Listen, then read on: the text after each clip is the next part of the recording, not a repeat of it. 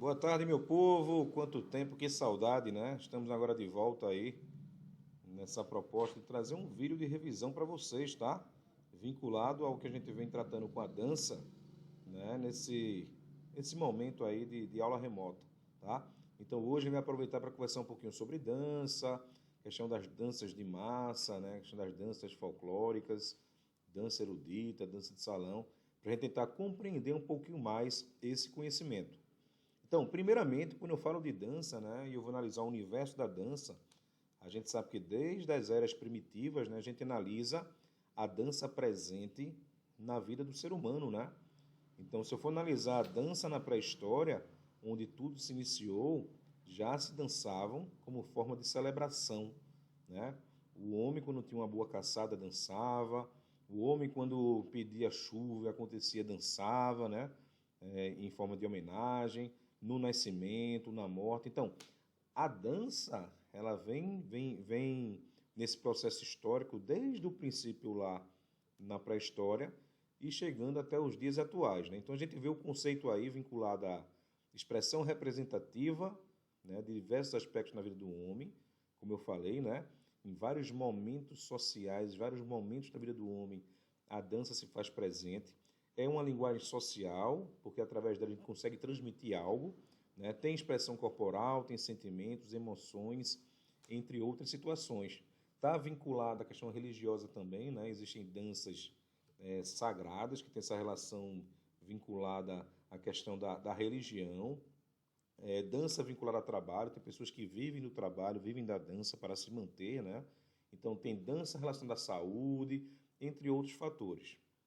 Então, se eu for analisar a dança, eu poderia dizer que é a arte de mexer o corpo numa cadência de movimentos e ritmos.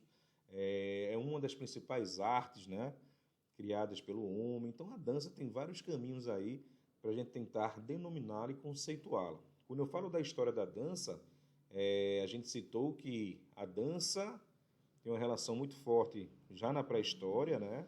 E ao longo do processo histórico ela vem ganhando, né, mais força, mais ênfase. A gente diz até que a dança surgiu de uma forma inconsciente ainda, porque eles não sabiam que aquilo ali se chamaria dança, a gente não tinha essa compreensão de conceito, de ritmos, né, de passos e etc. Isso veio um pouquinho depois, mas a gente fala que nasceu naquele período. E uma das grandes demonstrações vinculadas ao surgimento da dança na pré-história são as próprias descobertas das pinturas, né? Gravadas em pedras de cavernas e etc. Então ele já manifestava aquela situação da dança em forma de desenho, e aí é uma das comprovações de que a dança já se fazia presente naquele período. A gente vê também uma relação muito forte na Grécia, né? Grécia clássica, a gente chama de Grécia antiga também, né? A proposta da dança tem uma relação vinculada aos jogos, nas festividades da Grécia. E se eu for analisar em especial os Jogos Olímpicos, a gente analisando, até hoje em dia nas Olimpíadas, né? A gente consegue analisar que na abertura tem dança, no encerramento tem dança. Então a dança naquele período da Grécia clássica, ela tinha esse caráter também que perpetuou ao longo desse processo, né? Lá no Renascimento tem um caráter teatral, né? Que esse caráter teatral tem relação de passar para um público, né, algo através da dança. A gente analisando a constituição de um teatro, a gente analisa que existe uma plateia, um público, e existe alguns atores passando alguma coisa para esse público, né? Então tem essa relação teatral, né? Essa questão da dança no período do Renascimento, né?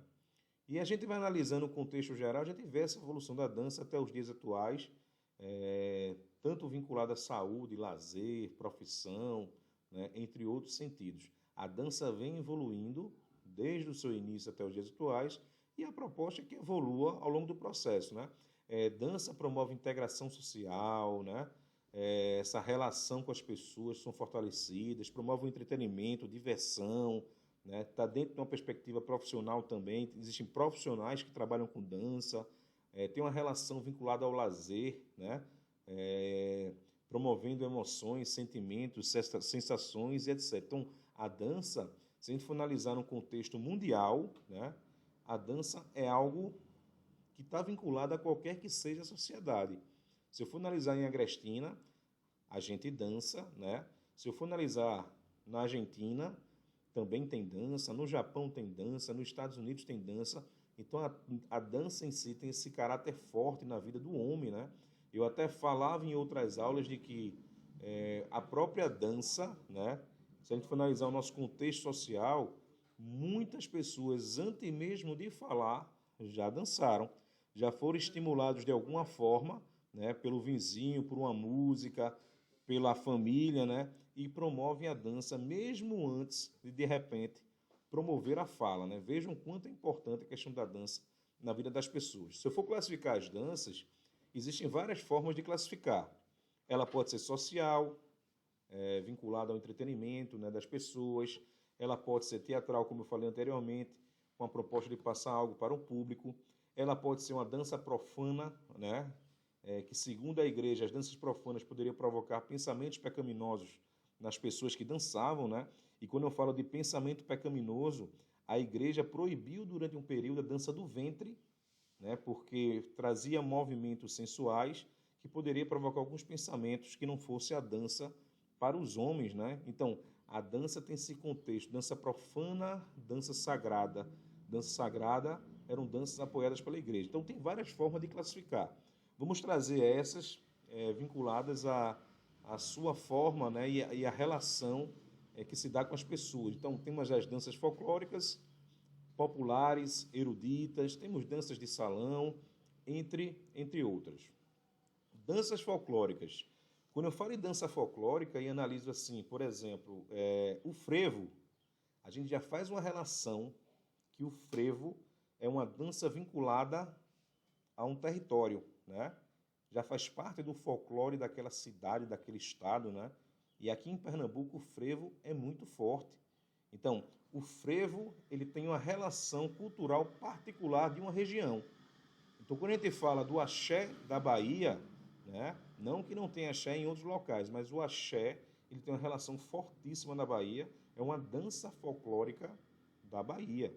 E a gente tem visto nessa relação de folclore com dança, essa relação bem peculiar com a sua origem. Aqui em Agrestina, qual seria a dança folclórica da nossa cidade? A mazuca, né? É uma dança que nos representa, né? É uma dança que está inserida no nosso contexto e é uma dança que representa a nossa cidade. Então, a dança folclórica, ela tem essa constituição, né? Estão ligados a rituais tradicionais, festas comemorativas, comemorações típicas de um determinado lugar. Então, fica bem claro para a gente a questão do folclore presente numa relação com a dança. Temos também as danças populares, que se a gente for analisar a pesquisa, é muito vinculado ao conceito de popular com folclore, mas nessa compreensão ele tem um contexto mais vinculado às danças de massa, né? São danças promovidas pelos meios de comunicação que vira aquela dança chiclete, né? Aquela coisa que não sai da nossa cabeça. E com o passar do tempo, né, elas saem do ar. É a famosa danças da moda. Quem aqui não dançou já na sua vida aí, a Eguinha Pocotó, né? Ficava na nossa mente aí, batendo aquela música, a gente já dançou, mas hoje a gente não escuta mais essa música, ela saiu do nosso contexto. Então são as músicas que eu falo que as músicas chicletes, né? Aquela dança da onda, olha a onda, foi um sucesso, uma explosão, um boom nacional, mas que com o tempo ela não se permitiu continuar, né? A gente escutando, dançando. Então, são as músicas que a mídia dá uma certa valorização, né? Promove a divulgação em peso nas rádios, televisão e etc. Tem um público forte vinculado a ela, mas depois ela sai de cena, né? Então, quando essas danças se permanecem vinculadas à atualidade, ela continua com força, né? Ela acaba virando uma dança folclórica, uma dança tradicional. Quando ela se extingue, né? Então, ela foi uma dança popular de massa ali, que teve o seu momento de glamour, mas depois saiu de cena. Danças de salão. A gente estudou no primeiro ano essa relação da dança de salão. A gente sabe que a dança de salão tem essa terminologia porque eram dançadas em grandes salões, né?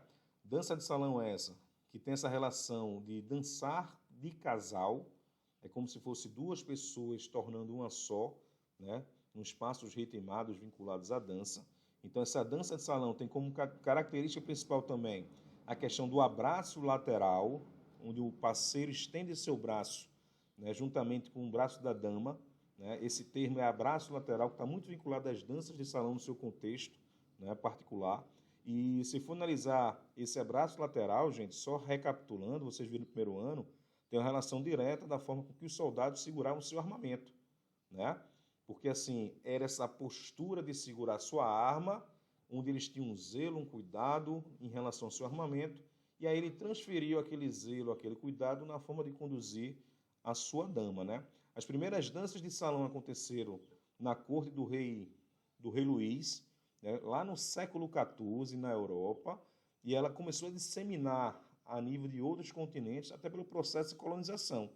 Se eu for analisar o Brasil, a corte portuguesa, ao chegar no Brasil, se instalar em nosso território, naturalmente ela trouxe consigo também a sua cultura, né? A sua cultura, e inseriu no nosso contexto. Né? Então a gente recebeu as danças de salão europeia através dessa relação e foi naturalmente, ao longo do processo histórico, que surgiram novas danças. Essa miscigenação, essa mistura de cultura. Aqui no Brasil nós tínhamos africanos, né? Nós tínhamos os índios, nós tínhamos os europeus, e essa mistura aí, né, mudou um pouquinho esse caráter da dança de salão europeia e foi trazendo novas formas de dançar. Danças eruditas. A dança erudita, ela tem uma complexidade em relação ao dançar. Segundo os pesquisadores, não é qualquer pessoa que vai dançar a dança erudita. Não é só o fato de aprender a dançar. A pessoa que dança a dança erudita, ele faz um estudo aprofundado em relação à dança. Ele tem que conhecer um pouquinho de música, né? Tem que conhecer um pouquinho da história da dança, né? A aprendizagem motora, a complexidade em relação aos seus movimentos. Então, existe um estudo aprofundado, né? E assim, a classe que tinha um contato maior em relação a esse estudo naquela época era a classe mais rica, né? Então a gente via que essas danças eruditas eram danças praticamente vinculadas ao pessoal que tinha uma condição melhor, que pudesse ter essa relação de aprendizagem, né? De pessoas que ensinassem, que estivessem próximo ali, incorporando uma forma diferente de dançar. Então a dança erudita tem essa contextualização de um processo de aprendizagem sistematizado, complexo, com essência de habilidades motoras estruturadas, né? Então, se eu não tivesse essa compreensão desses movimentos, possivelmente eu não estaria realizando a dança erudita como deveria ser. E aí fica em destaque essa dança erudita, é a questão do balé, né? Que se desenvolveu nas cortes francesas, né? A gente comentou um pouquinho aí a questão do século XIV, século XV, né? Essa proposta do balé chegando aí, balé que era uma dança muito elitista, né? A gente não via naquele período lá atrás pessoas vinculadas a uma classe mais baixa dançando balé, né? A gente não vê pessoas acima do peso dançando balé, né? Quem dançava balé eram as pessoas que tinham uma condição financeira melhor, né? Que tinham uma relação corporal mais vinculada à magreza, à leveza, e a estrutura mesmo do balé tem essa relação, suavidade, leveza, postura ereta, né? Então era vinculada para uma gama menor da sociedade, essa proposta do dançar, né? Então o balé, para se dançar balé, também teria que ter um conhecimento mais aprofundado sobre a dança. Não era qualquer pessoa que dançava balé, né? Então ele tinha essa relação de aprender um pouco sobre música, sobre história, né? Complexidade do movimento, a questão da biomecânica do movimento, né? Trazendo consigo esses princípios do balé, a postura ereta, o uso do endeor, né? A rotação externa dos membros inferiores, movimentos superiores, verticalidade corporal, entre outras situações. Então, o balé estava dentro desse contexto da dança erudita. Bom, pessoas, hoje foi um momento rápido, né? Mas um momento que possivelmente vai contribuir com vocês. É uma forma de engrandecer nossa aprendizagem, nosso conhecimento.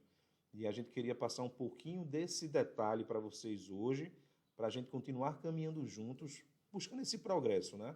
A gente está num momento um pouquinho difícil, a já foi até mais difícil, né? A gente pede para que vocês permaneçam firmes, né? Porque a gente sabe que o conhecimento é uma ferramenta que nos leva a uma condição muito melhor. Então, deixo aqui meu agradecimento, meu abraço, fiquem bem, fiquem com Deus e até qualquer outro momento. Um beijo para vocês.